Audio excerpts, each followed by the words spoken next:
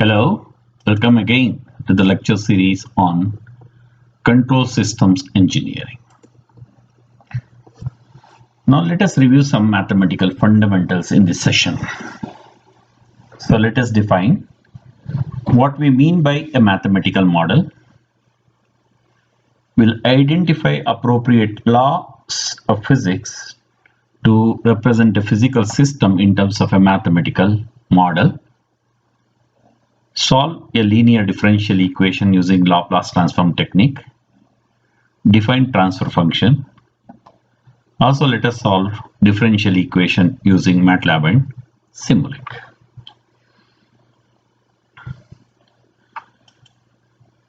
First of all, if at all we want to develop a product, what are the steps involved? First thing is we should recognize the need for the product. So we call it as recognition of need. Then once you have recognized the need, to meet that need, let us create a conceptual model. Product conceptual model. It can be a geometric model. It can be a simple, physical model. Let us create that conceptual model which can meet this need. Also develop specifications for it. Specifications.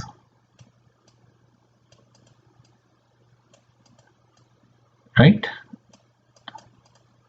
Means what should be the size of this? What technology that we should use?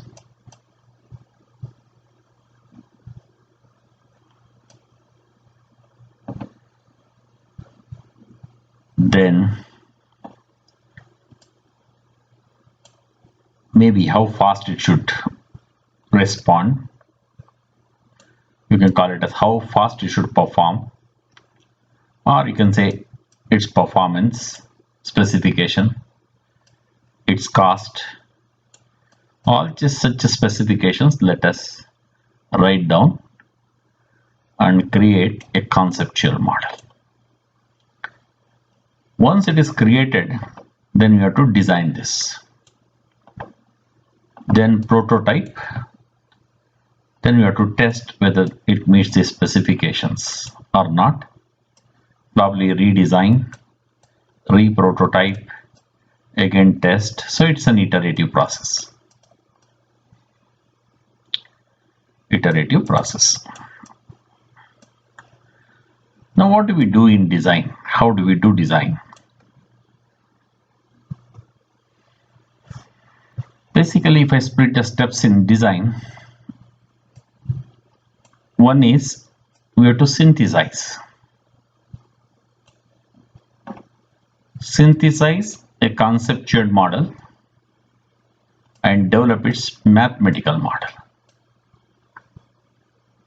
So if I have a physical, a geometric model, or maybe a simple mark type, a mark of the model which I would like to develop. Using that idea, let us, using the physics or the laws governing, physical laws governing that system, let us develop the mathematical model. So then let us solve that mathematical model. If required, let us simulate and predict its behavior. Correct? In the specification, we wanted certain performance, behavioral performance. Whether the system can behave the way I want, whether it can give the required performance, whether I can achieve the required performance or not. All such behavior, let us check. If not, we can tune the parameters to meet certain those system requirements. Then that is done, then we'll prototype. basically straight away creating a physical model and testing it is not a good idea.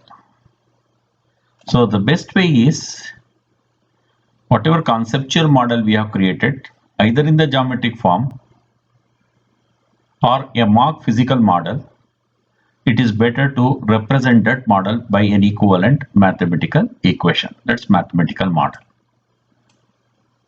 If you solve that mathematical model, and we can start answering many what if questions.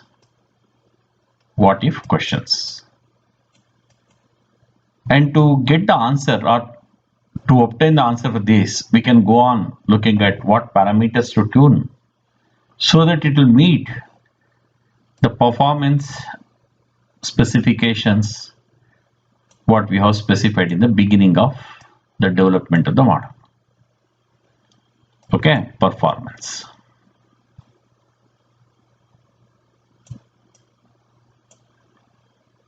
Then once it is perfected, then we can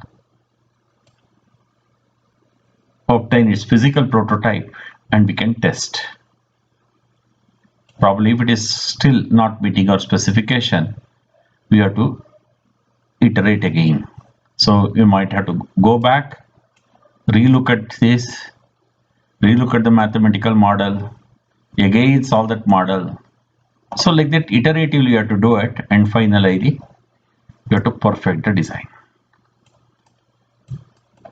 That is what is important. So here we are designing a control system basically.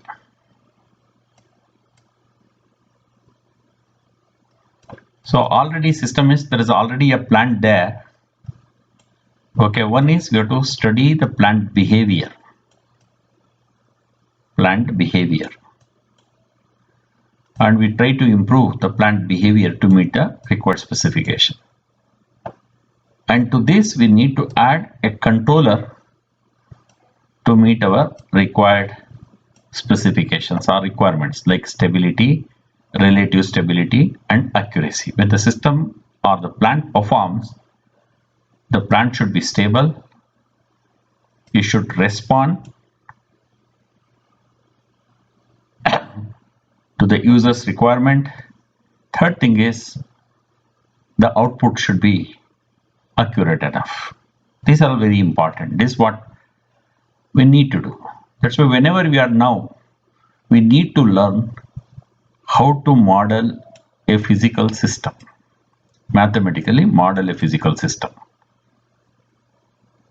Then of course we have to use various methods for solving the mathematical model. Then we need to study its behavior.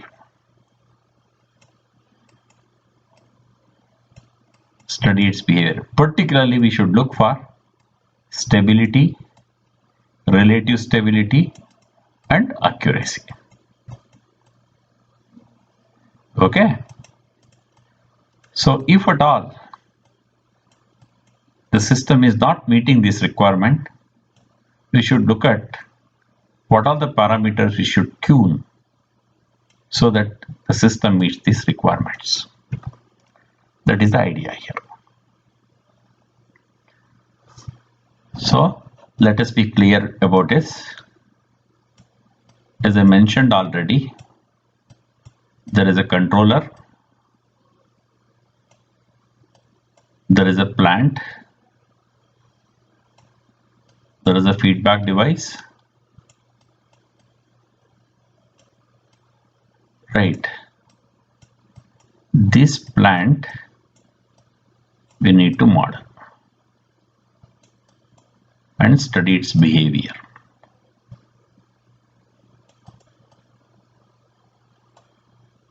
Correct. That we need to design a controller. So we have to represent the plant mathematically to study its behavior. Again represent the control mathematically. Even the feedback system represent mathematically. Then whole thing will become a mathematical equation. When a certain excitations are given, how the output will be, we have to find out. And whether this output meets our requirement, we have to find out.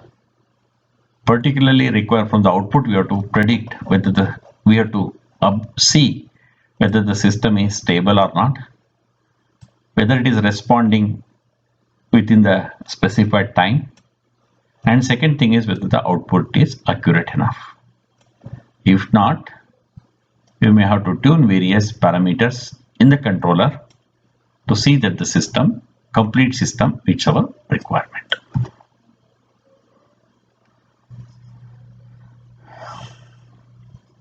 Okay, so that means we have to visualize, convert the physical system into a mathematical model. That's the main thing, right?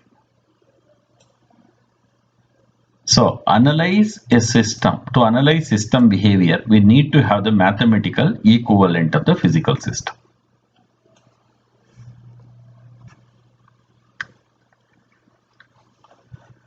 So, I have a car now.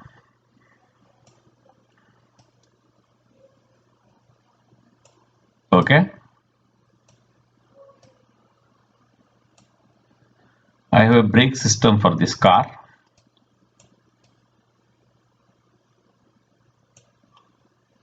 Moment when I apply the brake, how the car behaves.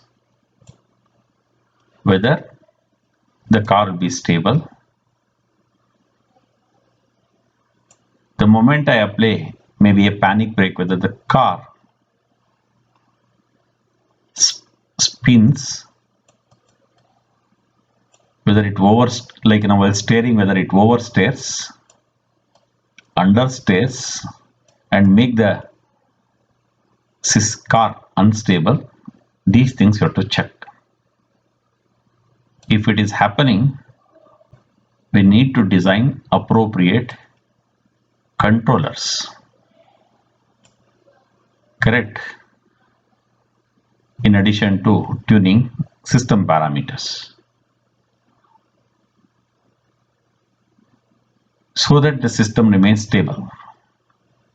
Suppose in case of an anti-lock brake system, whether the brake can respond within the shortest duration or not. Suppose I design an electronic stability program, whether it responds well within the time or not. So that relative stability is very important. And moreover, whether the output is accurate enough. Okay, these are all the things we should look at. That means I need to have a car model. I need to have a controller model. Then I can do the analysis. So converting the car in form of an equation, converting it in the form of an equation is what we call it as mathematical model. Please, we need to understand what's our purpose, what's our requirement. Only that part we need to consider and develop the model. Okay. So, in simple words, I have said geometric model of the physical system if you have. Physical laws governing the system. Suppose if you take the car, again taking the brakes and all that thing I'm talking about. Car is basically governed by Newton's laws of motion. So that is what I mean by physics, laws of physics, Newton's laws of motion. I consider Newton's laws of motion and do it. If it is a heat transfer system, maybe I use Fourier conduction equation, Newton's law of cooling, right, like that.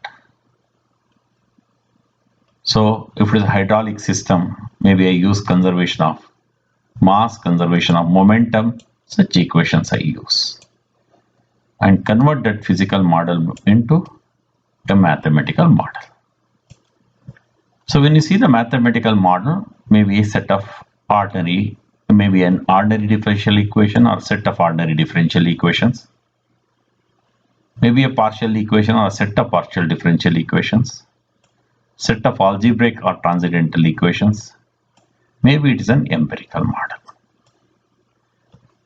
right? So this is how you get this.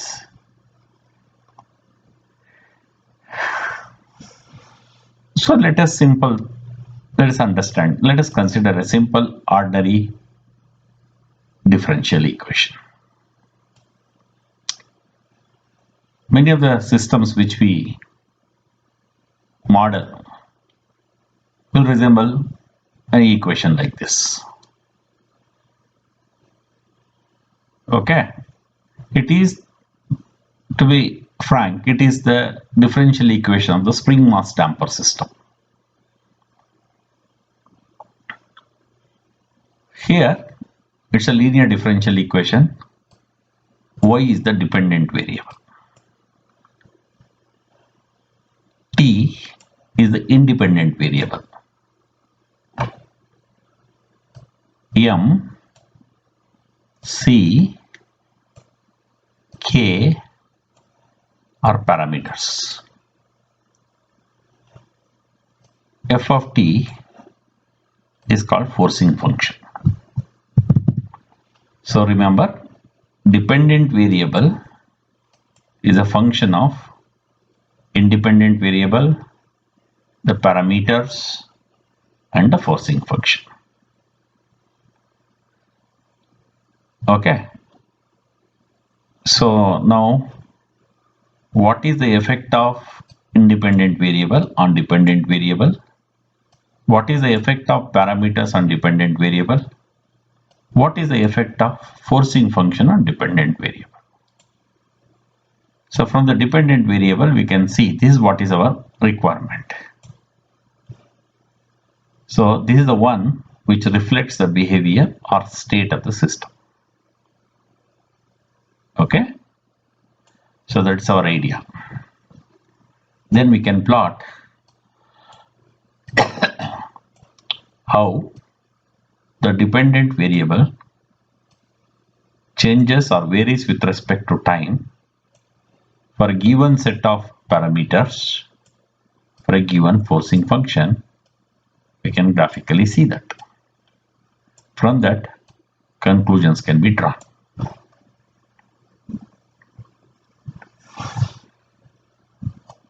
So you have an engineering problem. Let us say you have to develop an ABS, that's a kind of a thing. Identify law governing the system. Formulate the mathematical model with initial and boundary conditions. So once you form the differential equation, whether it's an initial value problem or a boundary value problem, you'll come to know. Solve that mathematical model, interpret the result, propose the design changes. Okay, that is a, in a nutshell, that's what we want to do. So let us understand. I want to study the vibration behavior of a vehicle and I want to control the vibrations. How do we, this is a physical, car is a physical system.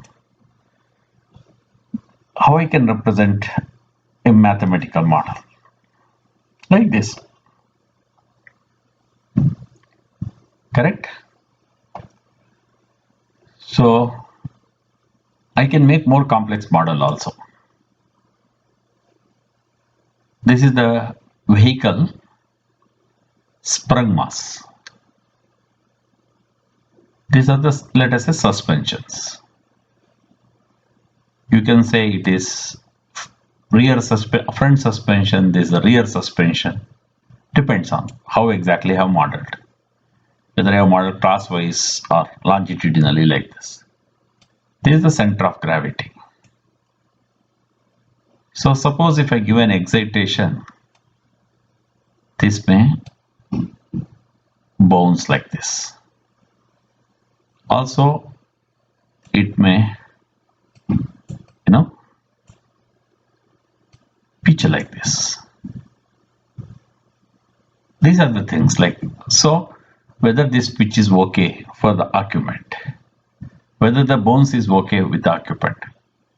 So what is the pitch frequency and the amplitude? What is the bounce frequency and amplitude? Well, they are comfortable enough. If that is the case, what do we do? How do we reduce this? Is the question. Okay, so model. Then I get the mathematical equations of that. So here there are two independent variables you can see here. X, that is the displacement, theta, rotation. Okay, once I derive the equation, come to that, it's not so complex. Then I have to solve this equation for x as well as for theta. Then what is going to happen for the pitch? What is going to happen? The bounce direction we can understand. So you see here x of t you can get multiplying this matrix, and theta of t you can say. So how exactly x varies with respect to time and theta varies with respect to time, that is what we call it as solution of those equations. So now once you have a physical system, represent it so that we can develop the mathematical equation. Call it as engineering model, physical system, then you call it as engineering model. That engineering model you convert into a mathematical model. This one is the mathematical model, this is the engineering model. Then you solve it, you'll get the solution. Okay, so sometimes if you understand this is the physical system, call it as a free body diagram, I call it as engineering model, then physical. Okay, then apply law of physics and get the mathematical model, then you'll get the solution. So use your mathematics knowledge and get the solution. Okay, hope that's clear to you. Then based on the solution, let us look at whether the system is stable system, you check its relative stability, then check its error accuracy. Okay, right. So you know what's a differential equation, you learned in mathematics. Okay, here I have shown an ordinary differential equation. Okay, this is time is the independent variable. We call it as the initial value problem. X is the dependent variable. This is a second order differential equation. This is a first degree equation and is basically a linear differential equation, linear time invariant. Now how do we solve this? In control engineering, suppose you have a differential equation. So given differential equation is in the time plane. Independent variable is t, some dependent variable f of t. Say y is dependent on time, y is that, y. Okay, in the previous differential equation. It is complex to solve this differential equation.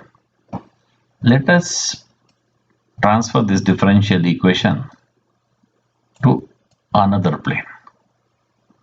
I call this plane as S plane. It's an imaginary plane. It is real axis represented by sigma and its y axis is represented by j omega. Correct? You call this plane as S plane. So transferring this given differential equation from time plane to S plane, we call it as Laplace transformation. To transfer this, we have to use transform of derivatives theorem in Laplace and do this. We get a solution, but from that, difficult to understand its behavior. So that's why you have to transfer the solution back to time plane. So the solution, I use partial fractions mathematical method and reduce it to some standard form so that I can easily take inverse Laplace. This I transfer back to time plane to get the final solution. This process of transferring this equation from S plane back to time plane, I call it as inverse Laplace. So solving a differential equation involves using transform of derivatives theorem. We have to transfer the differential equation, get the solution in S plane. That solution you reduce it to standard forms using partial fractions. Then you take inverse Laplace, you'll get the final solution. Okay, now to do this, hoping that not getting too much into the Laplace, whatever is required for teaching this course, only those equations I have considered. You know, you have studied Laplace table, Laplace definition. Let me not get into all those things. You know, Laplace of 1 is 1 by s. Laplace of t is 1 by s square.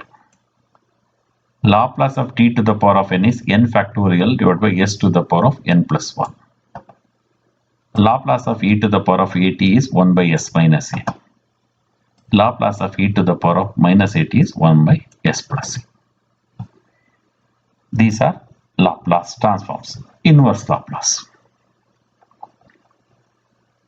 Laplace inverse of 1 by s is 1. 1 by s square is t. 1 by s to the power of n is t to the power of n minus 1 by n minus 1 factorial. 1 by s plus a is e to the power of minus at. 1 by s minus a is e to the power of plus at. 1 by s minus a to the power of n is e to the power of at, that is 1, and this n, tn minus 1 divided by n minus 1 factorial. Laplace inverse of s plus a divided by s plus a whole squared plus b squared is e to the power of minus at cos bt. The Laplace inverse of 1 by sa squared plus b squared is e to the power of minus at by b sin bt. Okay.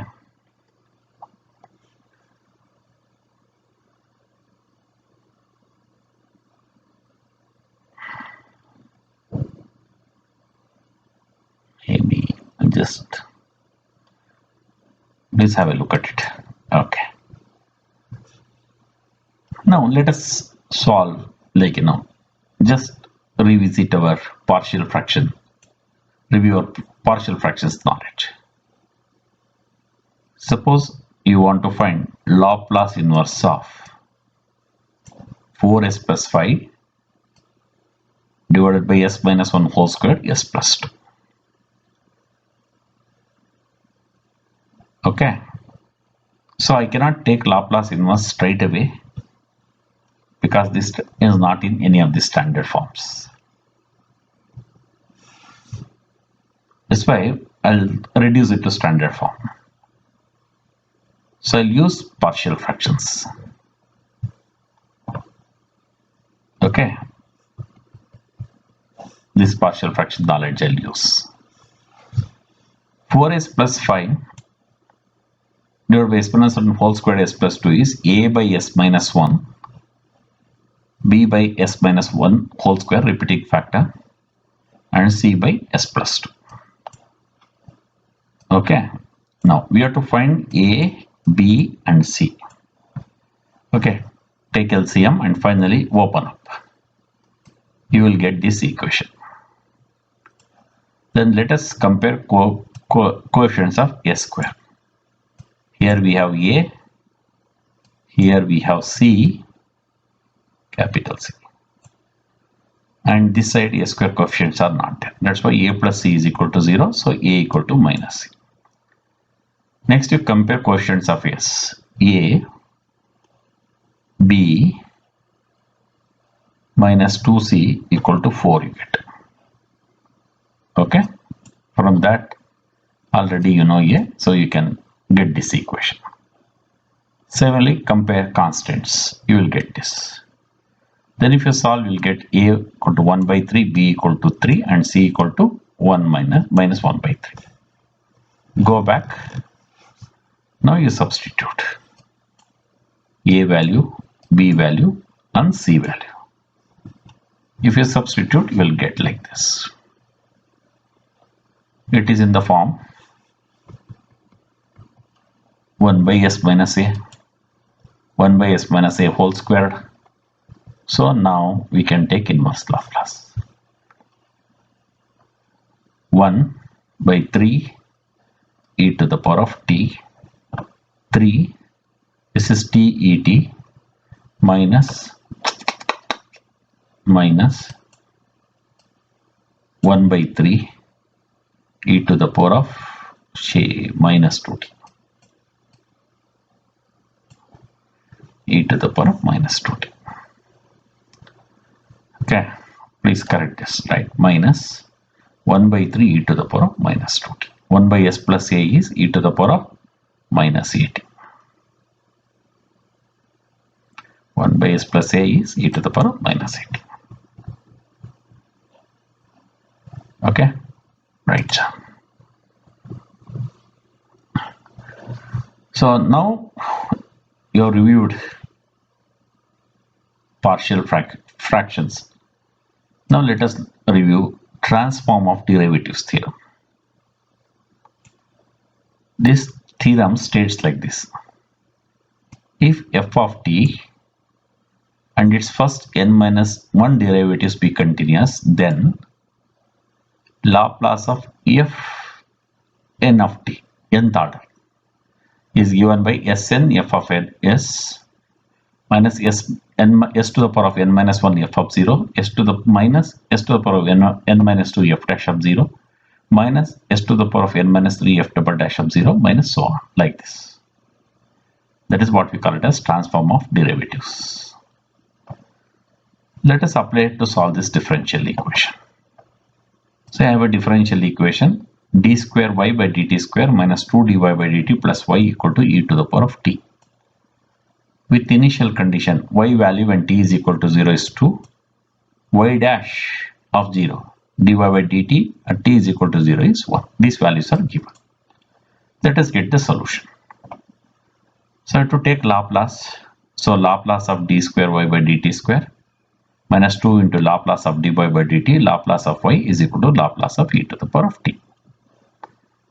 Now, when you take Laplace of d square y by dt square, you see here, this you consider dn f by dtn.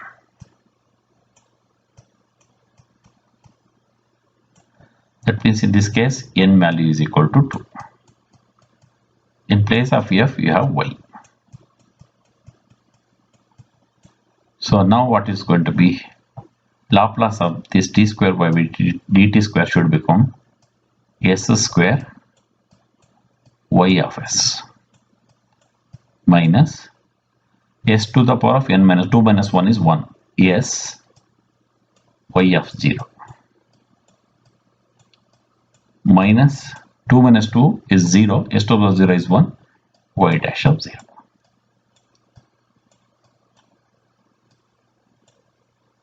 Okay. What is the y of 0? Y of 0 is 2. So it will become s square y of s minus 2s, y of 0 is 1, so minus 1. Okay. Same way, let us find Laplace of dy by dt. N is equal to 1. So this will become s y of s minus y of 0. So it is s y of s, y of 0 is 2. So it will become minus 2. Laplace of y will become simply y of s. So Laplace of e to the power of t is 1 by s minus 1. Yes, that's what I have done. Now I substitute there. Okay, I have substituted, simplified, then I have got y of s is equal to 2a square minus 7s plus 6 divided by s minus 1 whole cube. That is, I have transferred the differential equation from time plane to s plane. Now I have to take inverse Laplace. It's not in the standard form, so I have to split this into partial fractions. So a by s minus 1, b by s minus 1 whole square, c by s minus 1 whole cube. Then you have to find a, b, c values. That's what I have done, a, b, c. So you got a equal to 2, b equal to minus 3, c equal to 1. Substitute over here. Now you can take inverse Laplace. Okay, so you will get the solution to what is happening here. Shit, is all typing mistake. This is not there. Okay, so 2 e to the power of t minus 3.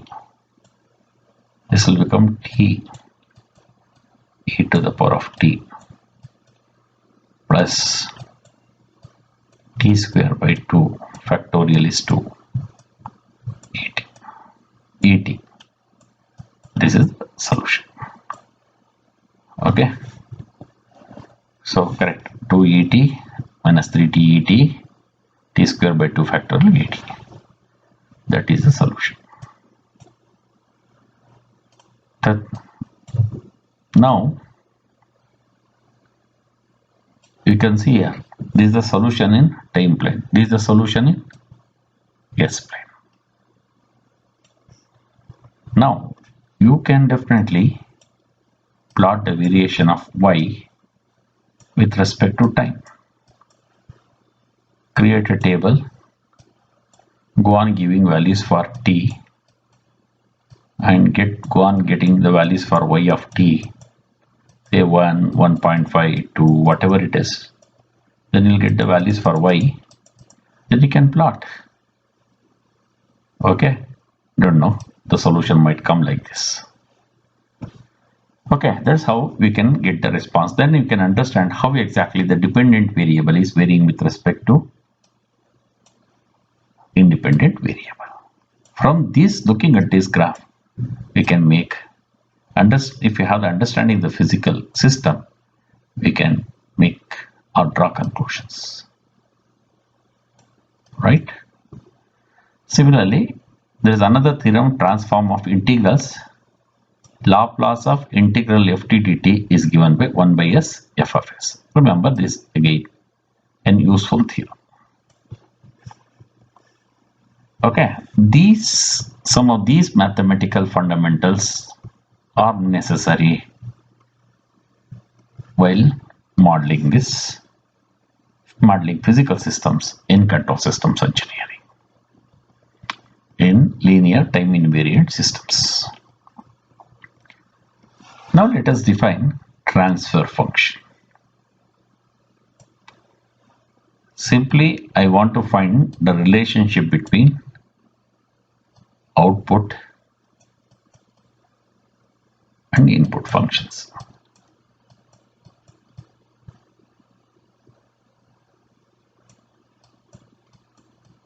Okay, whatever this ratio I get, I call it transfer function, provided it is in the Laplace form. So transfer function of a linear time invariant system is defined as the ratio of Laplace transform of the output variable to the Laplace transform of the input variable, assuming all initial conditions are 0. What's the meaning of that is, you just see, I was asking you to solve the differential equation. I gave you two initial conditions. One is y of 0, another one is y dash of 0. You know that when we want to solve 2 times, I have to integrate. I'll get C1, C2. That's the reason why there are 2 initial conditions. If it's an nth order equation, there will be n initial conditions. Second order equation, there are 2 initial conditions. Here I have given the values of initial. While defining the Laplace, assume these as 0. So assume those as 0 means you do not have to worry at all. This will become 0, this will become 0. Then what happens? Laplace of d square y by dt square will become simply s square y of s. That is the thing. Suppose I have given this as the differential equation. As per the definition, this should become s square x of s. This 3 is that this should become s x of s. This is 2, x will become x of s, take out common. And forcing function is f of s. Dependent variable is the output. Forcing function is the input. Take the ratio. This is what we call as a transfer function. Once we have the transfer function, then we can study system behavior. Okay. So basically, physical system will be given to you.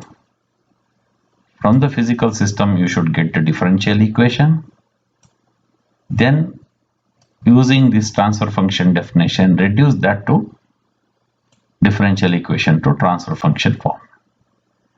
And this is the model we should have. Once we have this, in subsequent chapters, we can study the behavior of the system. I hope the meaning is clear.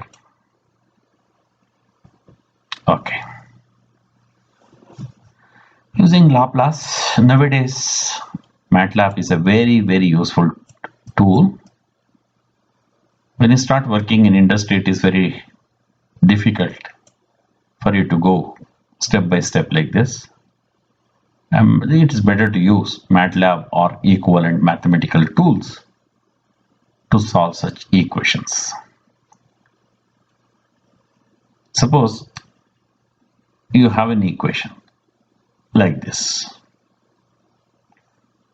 So this is nothing but m d square x by dt square c dx by dt plus kx is equal to f of t. And initial conditions are 0. Initial conditions are 0 or 0. Now how do we do this? In say MATLAB has a tool called Simulink that is very useful. Okay, we can simulate there. How do we, for doing that, to draw the Simulink model, create a Simulink model, let us organize this equation like this. X double dot, transfer everything to the right, minus cx dot minus kx, again divide throughout by m, then you will get this. Correct? Now here you come. What I have done, you can come see here. First I have taken a summing point. Don't worry, I'll come back to that point. Now let us say x double dot is here. 1 by s is integration. Once I integrate this, you will get x dot. Once again, if I integrate, I'll get x. That is my dependent variable. Correct? Let us assume values for m is equal to 5. Correct?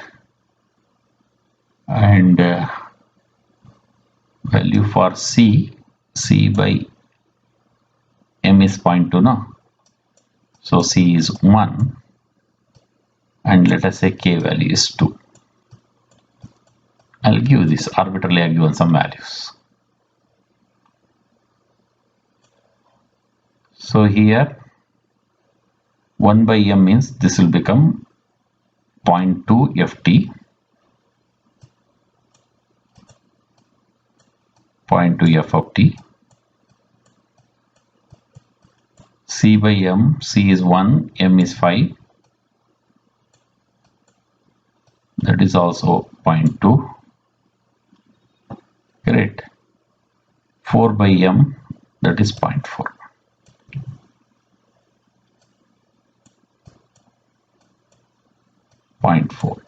X, correct?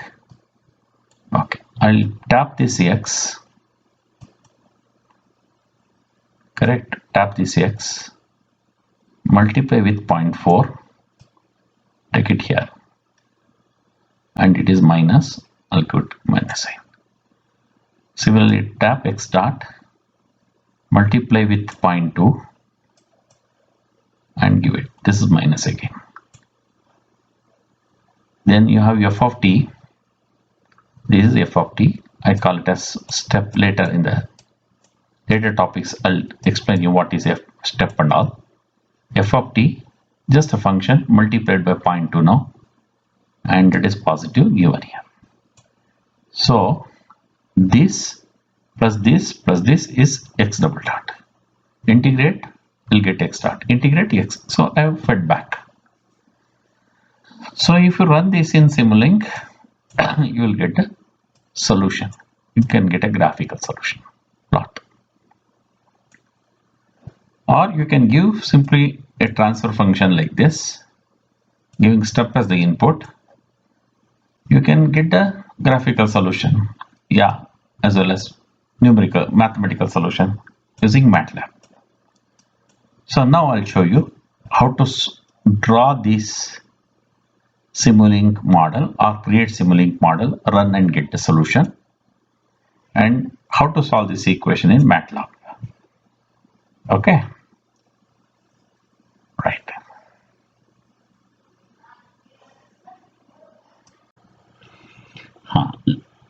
Let me tell you how exactly we can create Simulink model to solve the differential equation. First, let me click on Simulink.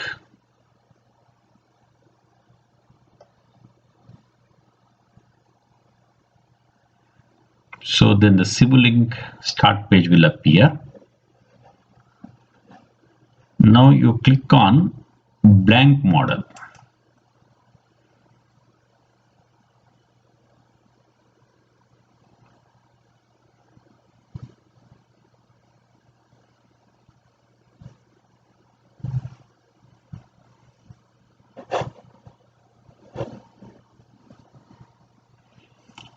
So blank model will appear. Now take this. Now you go to view, click on view. You click on library browser. Then number of tools will appear. Let me click on commonly used blocks. To formulate that set Simulink diagram, I require a summing point. I pull this. Then I require 1 by s.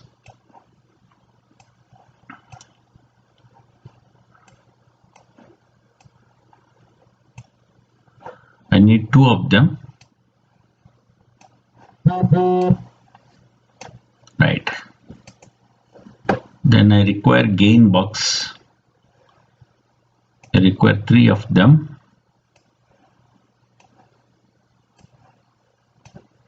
And out of these 2, I'll flip them.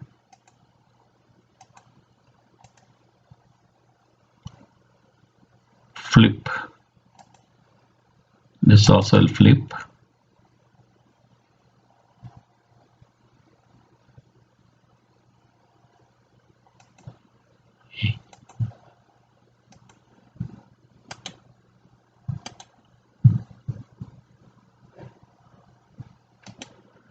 Okay, then again go to this box. I need sources. My input will be a step function. I'll pull that. Then I'll sync. I want to see the display of the output. Sync say connect. On that I'll take the scope. Okay, done. So I've taken all this. Let me organize. This is the input function, then summing point, then comes 1 by s, then comes another 1 by s, then comes scope. Okay, 1 minute, like this.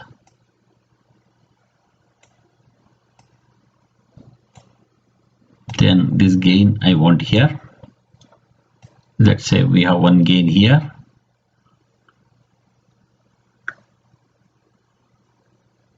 And one gain here. Okay. Now let me join these lines.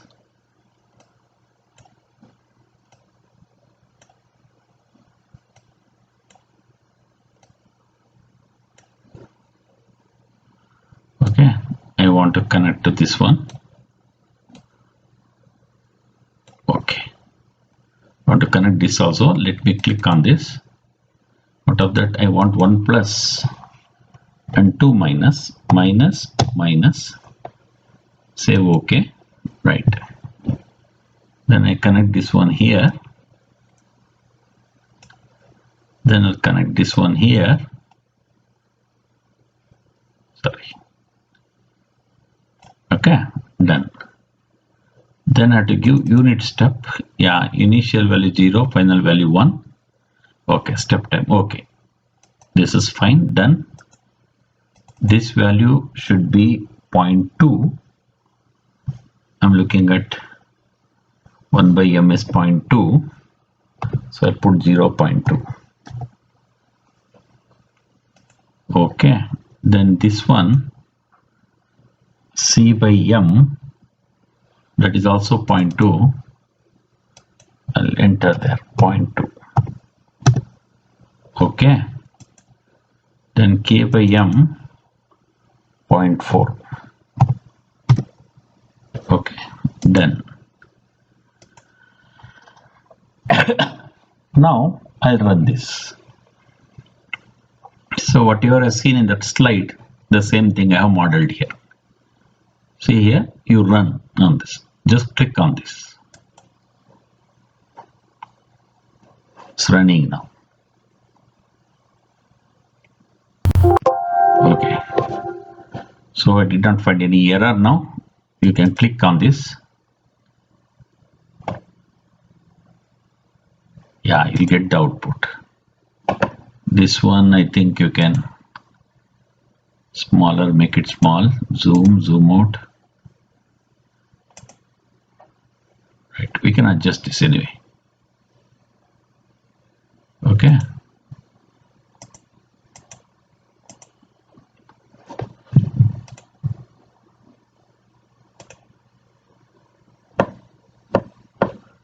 Okay, that we will study later. Like this, how you can see, you can adjust the scale and we can get the complete output. That's not a problem at all.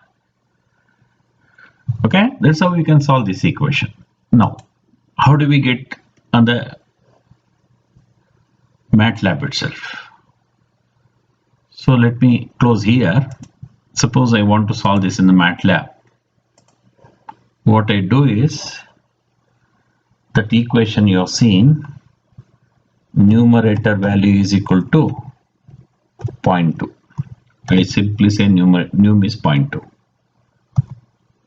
Then denominator is equal to, it's a matrix. So I write the values as 1, 0.2 and 0.4. That is s square 0.2 s and 0.4 plus 0.4. So close this. Then step of num comma dynamic. Okay. If you do this, it will give you the plot. So the same plot we could have seen if you adjusted the scale there. This is how you can use MATLAB as well as Simulink to get the solution. Okay, you have to learn MATLAB, then it becomes very easy to understand this.